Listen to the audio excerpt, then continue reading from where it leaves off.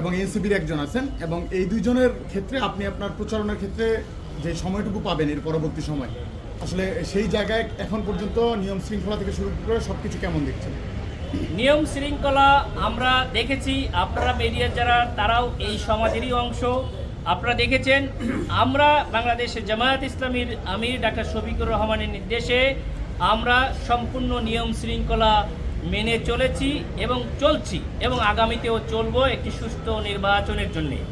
অন্যান্য যে প্রার্থী কথা বললেন তারা পথে ঘাটে চললে তাদের যে কার্যক্রম সেটা দেখেই আপনারা তো নিজেরাই বুঝতে পারবেন তারা কতটুকু আইনের প্রতি শ্রদ্ধাশীল, কতটুকু নিয়মকানুন মেনে চলছে সেটা আপনারাই বের করবেন। আমরা অন্য প্রার্থীর বিরুদ্ধে কাদা ছোড়াছুড়ি করে আমরা চলতে চাই না। আমরা মানুষের সামনে একটি সুন্দর ভবিষ্যৎ, সুন্দর একটা বাংলাদেশ চাই, যেই বাংলাদেশে সেই নষ্ট রাজনীতি আর থাকবে না।